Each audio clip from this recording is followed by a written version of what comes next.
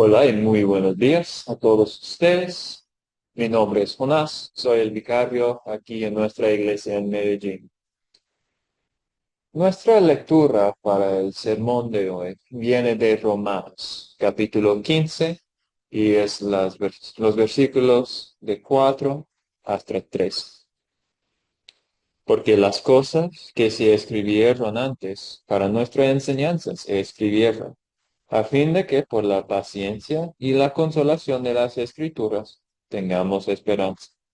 Pero el Dios de la paciencia y de la consolación os dé entre vosotros un mismo sentir según Cristo Jesús, para que unánimes a una voz glorifiquéis a Dios y Padre de nuestro Señor. Por tanto, recíbeos los unos a los otros, como también Cristo nos recibe, para gloria de Dios. Pues os digo que Cristo Jesús vino a ser siervo de la circuncisión para mostrar la verdad de Dios, para confirmar las promesas hechas a los padres, y para los que los gentiles glorifiquen a Dios por su misericordia, como está escrito. Por tanto, yo te confesaré entre los gentiles y cantaré a tu nombre. Y otra vez dice, alegraos gentiles con su pueblo. Y otra vez, alabad al Señor todos los gentiles y magnificadle todos los pueblos. Y otra vez dice Isaías, estará la raíz de Isaí y el que se levantará a regir los gentiles esperarán en él. Y el Dios de esperanza os llene de todo gozo y paz en el creer, para que abundáis en esperanza por el poder del Espíritu Santo. Amén. Dios, fortalécenos en la verdad. Tu palabra es la verdad. ¿A quién aquí le gusta leer el Nuevo Testamento? Muchos de ustedes. Muy bien. ¿Y a quién le gusta leer el Antiguo Testamento? Muy bien. A todos nosotros nos gusta leer la palabra de Dios. Pero creo que unas veces el Antiguo Testamento no recibe tanta atención de nosotros. En el mundo secular existe una caricatura que el Antiguo Testamento es como libros de leyes estrictas, y un Dios de ira.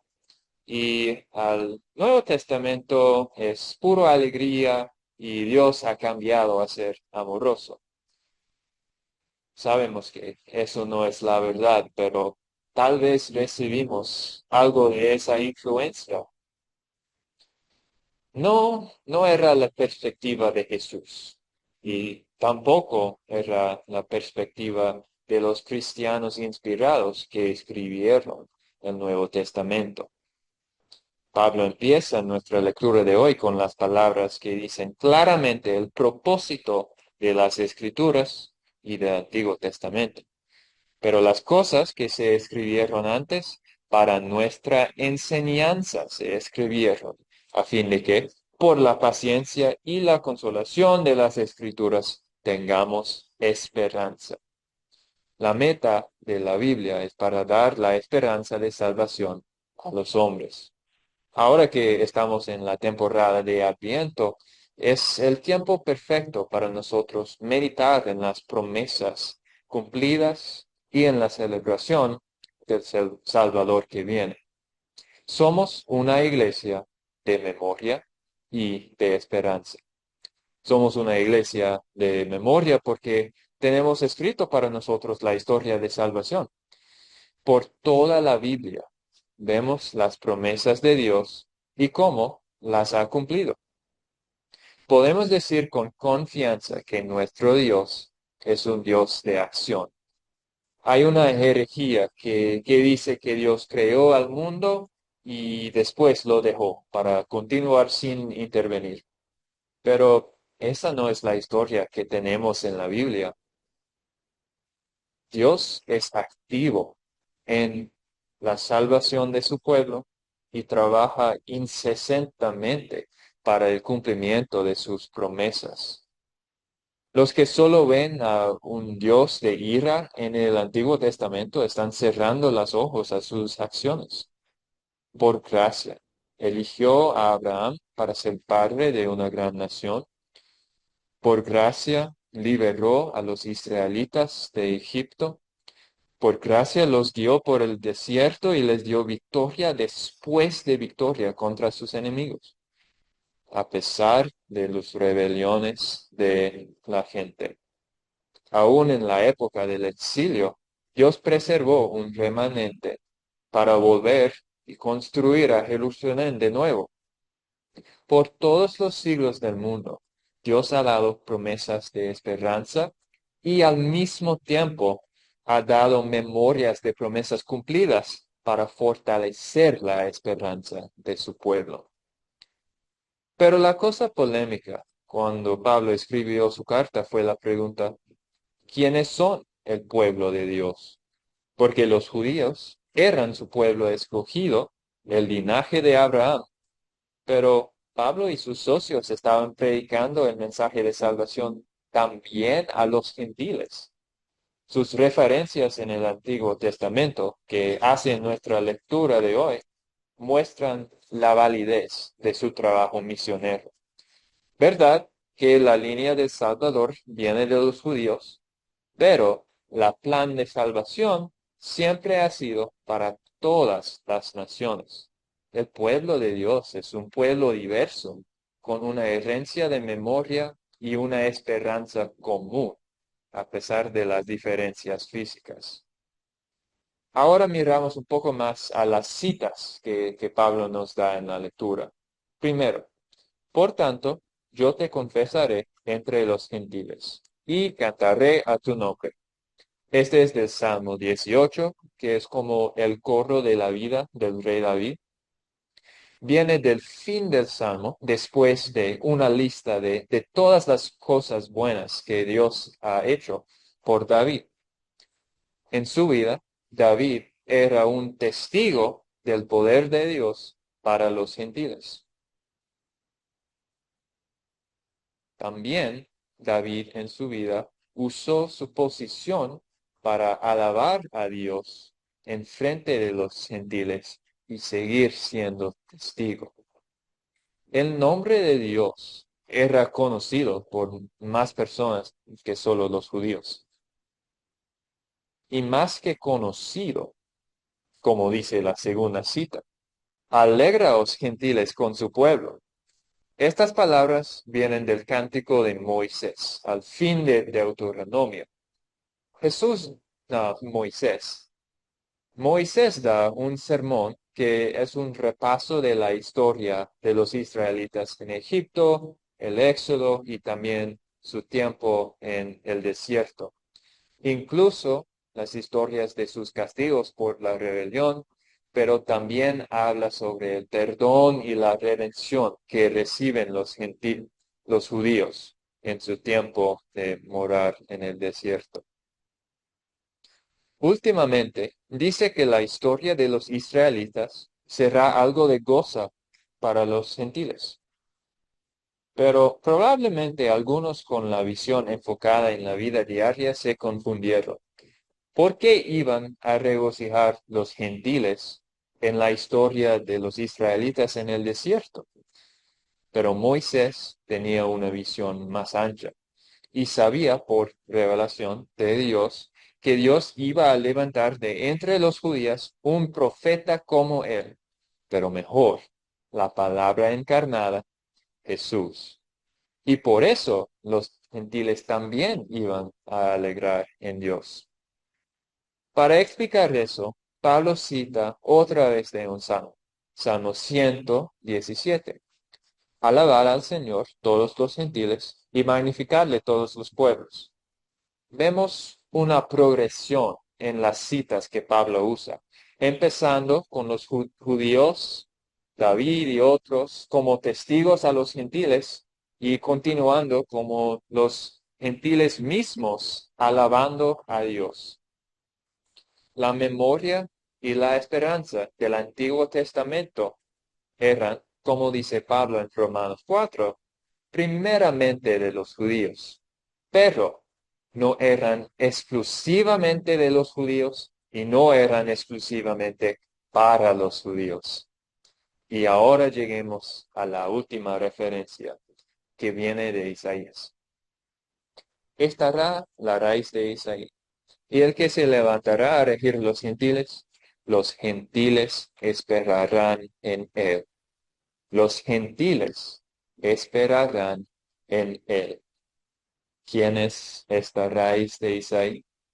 Es Jesús. Y en su reino viven todos los que creen en él, que sean judíos o gentiles. La esperanza que provee el Mesías de Dios no está reservada por los israelitas, y nunca había hecho así. Ni es la memoria de las promesas cumplidas del Salvador propiedad exclusiva de los judíos. ¿Recuerdan ustedes la historia de Ruth?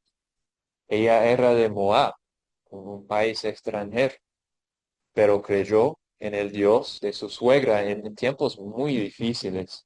Fue redimido por Booz y últimamente Ruth fue la bisabuela del rey David, parte del linaje del Salvador. Dios usó a esta mujer extranjera como parte de su plan de salvación. Los gentiles siempre han tenido su parte en la epopeya de la historia de Jesús. Y eso es el gran punto de Pablo en esta sección. Tradicionalmente, los judíos dividen el Antiguo Testamento en tres secciones. Torá de Moisés, las escritas, que es Salmos, Crónicos, Reyes, poéticas y historias. Y la tercera es los profetas, Isaías, Jeremías, Sofonías.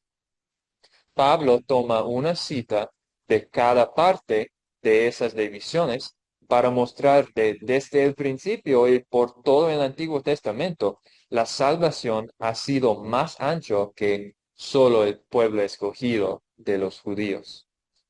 Todos nosotros que creemos en Jesús compartimos esta memoria y esperanza. Pero tenemos una dificultad que viene de nuestra debilidad como seres humanos. Olvidamos las cosas, como mi esposa podría contarles.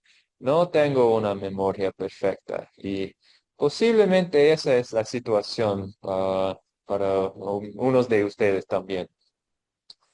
Y la esperanza humana tiene el vicio de disminuir con el tiempo. Si yo llevo muchos años esperando algo, empiezo a sentir como no va a suceder. Si no practico algo para cometerle a memoria, lo voy perdiendo con el tiempo. La memoria se desvanece, la esperanza se disipa, la tentación para la iglesia y sus miembros es que la tentación para nosotros es ser como siervos sin lámparas encendidas. Tenemos las escrituras que fueron escritas para mostrarnos la esperanza por consolación y por paciencia. Pero ¿dedicamos nuestro tiempo a aprender de ellas, las escrituras? ¿Cuánto tiempo gastamos en el celular mirando videos cortos y no en la palabra de Dios? Estamos contentos de ver el regreso de Jesús como algo muy lejos y vivir sin la prisa evangélica. ¿O son nuestra esperanza y memoria cristiana cosas que sacamos de almacenamiento para usar los domingos y los otros días dejamos que colectan el polvo? Sí, hemos hecho esas cosas. Somos pecadores y merecemos el castigo de la muerte, y no solo la muerte eterna en el infierno. Hemos menospreciado la memoria y esperanza que Dios nos ha dado. Satanás quiere una iglesia así, contento y complaciente, sin pasión para recordar la memoria que tenemos en las Escrituras, ni urgencia para compartir la esperanza que tenemos por Jesús. pero Jesús la quiere más. Jesús quiere a la iglesia tanto que envió su palabra por profetas y otras personas por miles de años. Jesús la quiere tanto que vino para cumplir esas promesas. Jesús la quiere tanto que sufrió castigo horrible y murió en avergüenza bajo el juicio de Dios. Jesús ama a su iglesia y Jesús quiere incluir en su grey a los desesperados, los que a veces olvidan la palabra de Dios, los que se esfuerzan de tener la esperanza, los que no siempre buscan primeramente a Dios y su justicia. Jesús quiere a ustedes y a mí. Y no nos ama por las cosas que hacemos. Nos ama a pesar de lo que hemos hecho. Y por gracia, aunque pobre pecador soy, recibo la memoria y la esperanza de Dios. Recibo la memoria de la Torá, de las escritas, los históricos y poéticos y los profetas. La historia de las maneras y milagros con que Dios ha trabajado por su plan de salvación. Y recibo la esperanza firme que Dios ha tenido misericordia en su pueblo, un pueblo de que yo soy parte, y todos ustedes también. Un profesor mío en el seminario decía, nuestro Dios está en la empresa de esperanza.